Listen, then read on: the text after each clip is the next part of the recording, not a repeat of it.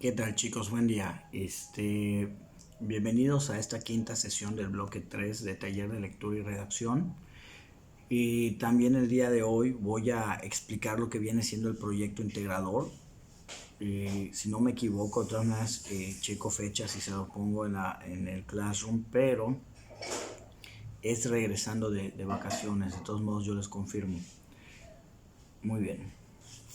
Nos quedamos en lo que son textos expositivos. Les expliqué la importancia de todo esto y les dije que íbamos a comenzar a ver las clasificaciones de los textos expositivos.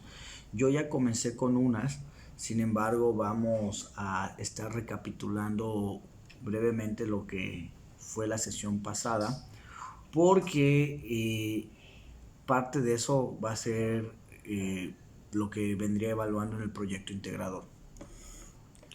Ok, ya hablando de lo que vienen siendo las clasificaciones, la primera clasificación son los textos históricos. Y dice, son parte de los textos expositivos y poseen un carácter subjetivo, pero puede ser objetivo. Pero les había comentado que en los demás debe predominar la objetividad. Pero en estos textos históricos sí puede haber un poquito de subjetividad. Ahorita les explico. Que proviene directamente de la tarea personal de un individuo, en la que refleja y proyecta el proceso histórico. El objetivo de referir a un texto histórico es acercarse a la comprensión de una época histórica.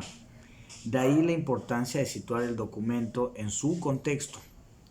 Los textos históricos pueden clasificarse en políticos, históricos literarios, históricos circunstanciales, sociales, culturales, histográficos, entre otros.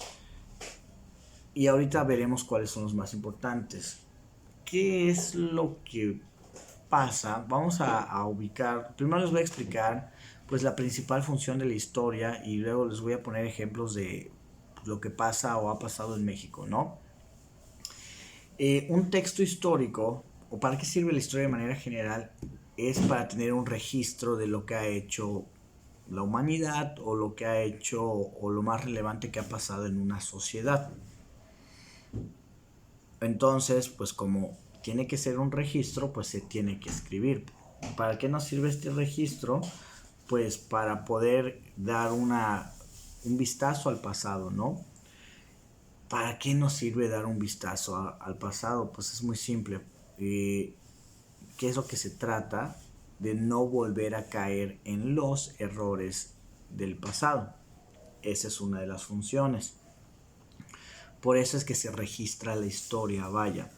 Pero pues se puede registrar la historia a nivel mundial, se puede registrar la historia a nivel continente, a nivel internacional, a nivel nacional, a nivel estatal, a nivel local, incluso puede ser hasta a nivel personal, ¿no? Pero pues es cuando ya cuando ya hay un registro. Dice acá, puede clasificarse quizás en cosas políticas o históricas, literarias, etcétera, etcétera. ¿Qué es lo que pasa en la historia? Vamos a hablar de historia de México. En la historia de México, de cajón hay política. ¿Y qué es lo que pasa con los historiadores? Es que puede que un historiador tenga una ideología y otro tenga otra ideología. Entonces, ¿qué es lo que va a pasar? Va a escribir, es subjetivo porque va a escribir su visión de la historia. Por ejemplo, México, cuando se hace independiente, cuando nos independizamos de España, se divide en dos ideologías, los conservadores y los liberales. Entonces, estos personajes se van de un extremo y se van de otro extremo. Son ideologías que pues llegan al punto en el que chocan por completo, ¿no? Estas personas, digamos que antes cada 4 años se peleaban la presidencia y una presidencia la ganaban los liberales, otra los conservadores, a veces sacaban por la vida armada al presidente que estaba en turno y hubieron guerras y demás. Pero ¿qué es lo que pasaba? cuando entraba una ideología nueva, digamos, entraban los liberales o entraban los conservadores. Acá pasa lo siguiente, hay muchas cuestiones con la historia, por ejemplo, la historia la escriben los ganadores, es una frase muy típica, que quiere decir que el que esté, digamos, en el puesto o en la silla presidencial va a escribir su propia versión de la historia. Obviamente se van a poner a ellos como los buenos y ahí entra la subjetividad, ¿no? En teoría la historia debería ser objetiva por completo, pero la realidad es que no pasa. Digamos que a nivel presidencial o cuando ya tienes el poder de un país, la historia también sirve para generar patriotismo. Entonces, digamos que contratan historiadores oficiales para que cuenten la versión que a ellos les conviene contar, donde ellos quedan bien. Entonces, ahí es cuando la historia es subjetiva.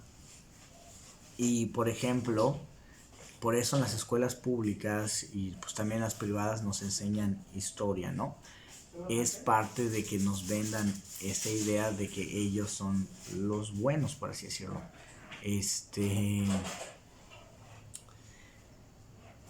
Por eso también se dan los libros de texto gratuito se llama adoctrinamiento, pero pues es eso, la historia que debería ser objetiva en realidad es subjetiva. Les voy a poner ejemplos de dos personajes históricos. Dependiendo de la presidencia o qué partido esté en el poder, te van a hablar bien de un partido u otro, o incluso ha pasado con personajes históricos muy antiguos. Durante mucho tiempo, durante 70 años, se habló mal de Porfirio Díaz, que fue un dictador y se puso en el poder 31 años.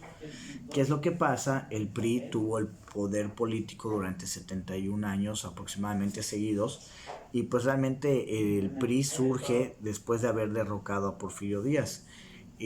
Hubo una revolución para derrocar a este señor, entonces el partido adquiere su nombre por la revolución, es Partido Revolucionario Institucional. Obviamente, durante estos 71 años, el que era el diablo, el que era el malo, era pues, Porfirio Díaz, ¿no? Así ha pasado con Juárez, en algunas presidencias se ha permitido que se malhable Benito Juárez, en otras no, pero pues todo esto para generar patriotismo. Son textos subjetivos. Depende, digamos, que cuál es tu ideología, ¿no? Cuando debería estar en un punto medio, sobre todo si se trata de educar a generaciones, deberían mostrarles pues las dos caras de la moneda y no solo si la buena o la mala, o sea, quién es bueno y quién es malo. No, debería ser mostrar todo tal y como es. Ok. Entre esos textos históricos está la monografía, que es una tesis pero más pequeño de algún tema de interés. Es una pequeña investigación. La tesis es una investigación más grande. Ya había hablado de la monografía y expliqué biografía y autobiografía. Ahí también cabe mucho subjetivismo. Pues la biografía es la historia de una persona narrada en un texto más o menos breve y consciente desde su nacimiento hasta su muerte, dando detalles sobre hechos, logros, fracasos y otros aspectos de la vida de la persona, pero también donde se pueda reflejar cómo era la persona, cómo era su carácter, cómo era su personalidad, cómo eran sus sentimientos, etcétera. Pero pues la diferencia entre autobiografía y biografía, la biografía sería cuando tú escribes acerca de otra persona. Por ejemplo, termina la presidencia de Andrés Manuel y alguien se dedica a hacer su biografía, ¿no? Eso pudiese ser. O de personajes históricos relevantes. No necesariamente tiene que ser solo presidentes. Y pues autobiografía es prácticamente lo mismo, pero es cuando escribimos acerca de nosotros. Y ahí pues cabe más la subjetividad, porque nosotros tenemos una visión de cómo nos vemos a nosotros mismos. Nosotros podemos creer que reflejamos algo ante las demás personas, pero puede ser que no, que en realidad estemos reflejando otras cosas. Y es ahí donde caemos en lo que viene siendo el subjetivismo. Tenemos una visión propia de nosotros, así de simple, ya sea buena o mala, tenemos una visión propia y pues eso hace que caigamos en el subjetivismo. Ahora bien, presten atención, aquí es donde entra el proyecto integrador. El proyecto integrador del bloque 3 va a ser que me escriban su autobiografía. Me lo van a escribir en 4 páginas. Y pues prácticamente es hablar de ustedes mismos. Me van a poner pues datos biográficos que vienen siendo su nombre completo, de dónde nacieron, y cómo han ido evolucionando como personas, ¿no? Eventos muy importantes de su vida y también donde se pueda ver reflejado su personalidad y sus emociones, su forma de ser, ¿no? ¿Cuánto es lo que tienen que hacer? Tienen que ser 4 páginas de extensión. Puede hacerse en la libreta siempre y cuando pues esté legible, que se entienda, con una letra no exagerada. No quiere, para llenar las 4 páginas hago una letra muy grande, no, tampoco. Si no, ahí pues puede que yo les contacte y les diga, ¿sabes qué? Me haces 2 páginas más, ¿no? Y en el caso de las personas que vayan a hacer el trabajo a computadora, pues el formato es o Times New Roman o Arial. Y sería con el tamaño de letra 12 y sería con un interlineado 1.5. Como es proyecto integrador, ya sea que lo hagas en libreta o que lo hagas a computadora, también debe tener una portada. Todo proyecto integrador que se solicite, ya sea yo, en este bloque pues ya acabó, pero si nos vemos en taller de lectura y redacción 2, pues cuando les pida un proyectito similar, pues obviamente debe tener portada. Ok, de todas maneras, si tienen alguna duda, voy a subir una rúbrica. Sin embargo, también si tienen alguna duda, pues me pueden contactar. Ya más tarde subiré la rúbrica y subiré la fecha de entrega.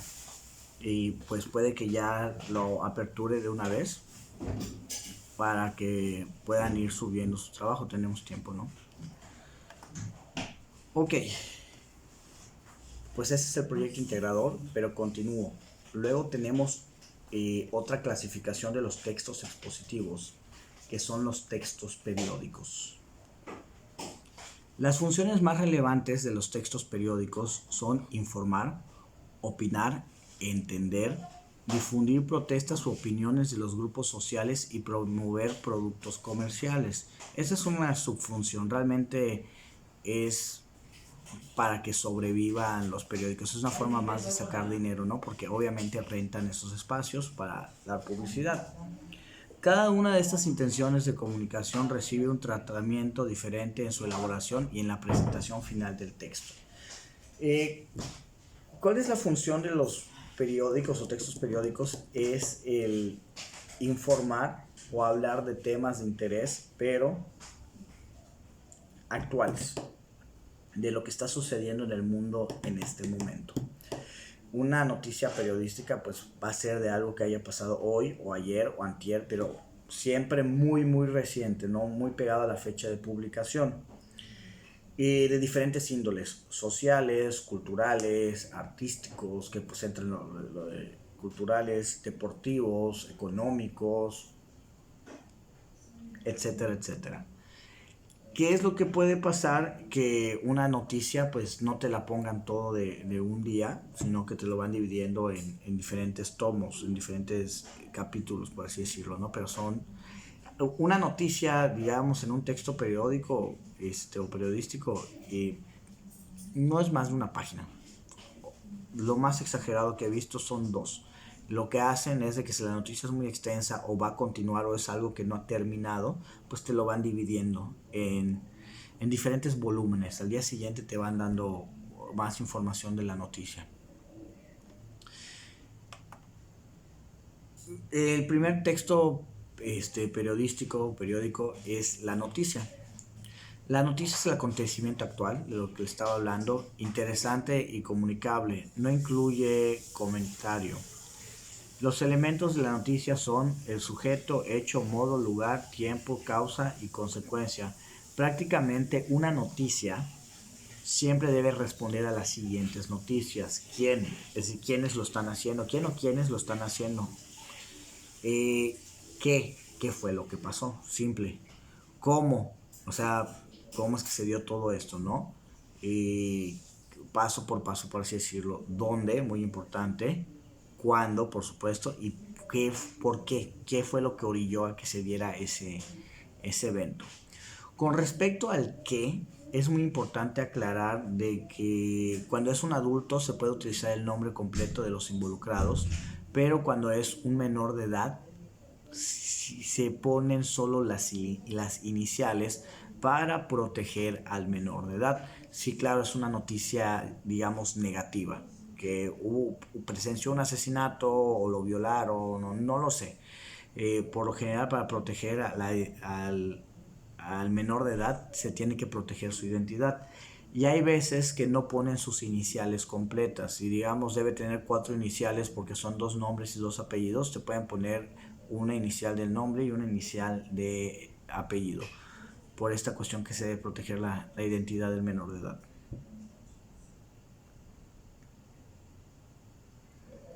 Tenemos crónica. La crónica es una información interpretativa y valorativa de los hechos noticiosos, actuales o actualizados, donde se narra algo al propio tiempo que se juzga lo narrado. Digamos que acá sí entra la subjetividad, porque digamos que de un hecho histórico que esté pasando o que haya pasado, la crónica es la narración de una persona, de cómo vivió este hecho histórico la persona. Y aquí depende, obviamente, como es una visión de alguien, no hay... Sí puede haber objetividad, pero es muy raro, ¿no? Porque por el simple hecho de ser la visión de esta persona, pues ahí entra la subjetividad. Y pues hay personas que esta narración de cómo vivió los hechos puede que lo hagan de una manera muy interesante y muy interactiva, porque pues digamos que tiene la capacidad de contar las cosas. Esto vendría siendo la crónica, pero continuamos con la definición. La palabra crónica se deriva de la voz griega cronos, que significa tiempo. Antiguamente, la crónica relata un orden histórico según su orden temporal. La crónica está ingresada por el relato de hechos noticiosos y por el comentario de los mismos. Toda información periodística inicia el relato por lo más importante. Las crónicas pueden clasificarse según los temas que se traten en deportivas, parlamentarias, delictiva, etcétera, etcétera. De manera muy breve, es esto, digamos que es la visión de alguien que haya vivido alguna noticia importante. Pero acá también interviene la capacidad de contarlo.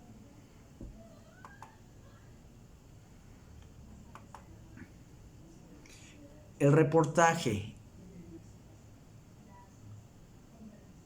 es un relato periodístico esencialmente informativo, libre en cuanto al tema, objetivo en cuanto al modo y la forma de redactarse. Es decir, que acá lo que viene siendo el reportaje no tiene que ser una noticia importante, tan relevante, digamos, algún acontecimiento histórico importante o relevante para la sociedad.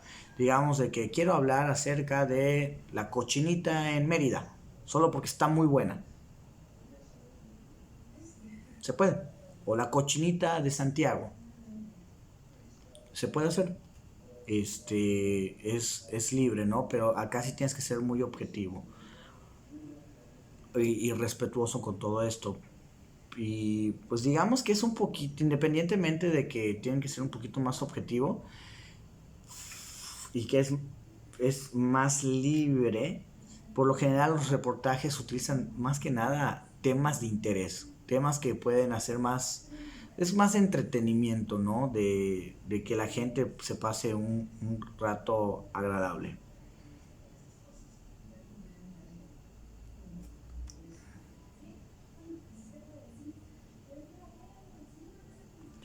Y tenemos lo que viene siendo la entrevista, ya para ir finalizando lo que vienen siendo los textos periodísticos. La entrevista periodística, perdón, o informativa, también denominada de actualidad, es la que se encuentra vinculada con los hechos del día y por tanto es noticiosa. Su misión es decir al lector quién es y cómo es determinada persona. La entrevista se realiza a través de un contacto personal, generalmente entre dos personas. El reportero y el entrevistado mezclan las impresiones y descripción del reportero con los comentarios hechos por el entrevistado. En respuesta a las preguntas que le hace el periodista, para la entrevista se puede seguir diferentes métodos: el impresionista y el expresionista. El impresionista da una visión instantánea de lo que en la que se recogen rasgos y detalles del conjunto. El expresionista ofrece una visión más holgada de la persona y los hechos. Bueno, es muy fácil. Entrevistar para no... está acá muy técnico, pero pues ahí yo les puedo dar quizás una mejor explicación, porque pues yo he participado tanto haciendo entrevistas como también me han entrevistado, ¿no? Pues obviamente la entrevista es un entrevistador y un entrevistado. Ahí son solo dos elementos que van a intervenir.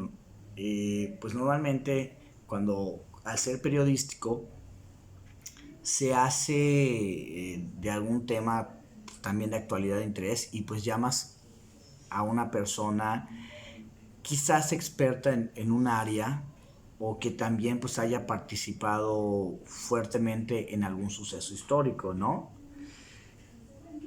Acá en la entrevista, ¿por qué se considera texto? Porque el entrevistador debe tener un guión de entrevista, que puede ir variando, porque pueden surgir cosas que no tenías contempladas y las puedes ir, las puedes ir variando, ¿no? Puedes ir sacando nuevas preguntas. De igual forma, por lo general, cuando vas a hacer una entrevista de este tipo, pues llevas una grabadora. Y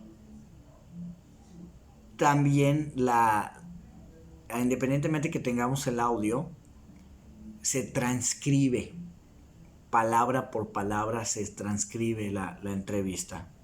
Entonces por eso entra en lo que viene siendo texto, porque debe tener un guión de entrevista y al final también se transcribe. Con respecto a la visión impresionista, digamos que es que te puedo hacer una entrevista o te puedo sacar información de una manera diferente y no directamente preguntándote, sino que pidiéndote que hagas cosas. Oye, hazme un dibujo, hazme un árbol, y según de cómo dibujes el árbol, puede que eso aplica mucho para psicología, le estés dando mucha información de tu persona al entrevistador. Si ustedes participan en una entrevista de trabajo, puede que les pongan este tipo de pruebas. Hazme un cuento, hazme un dibujo, te piden diferentes cuestiones, ¿no? Incluso algunas son un poquito artísticas que tengas que hacer.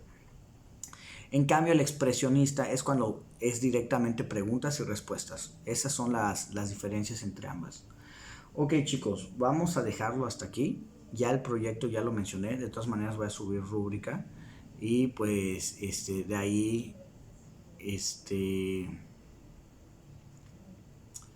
si van surgiendo dudas, pues me los van mencionando. Estamos en contacto.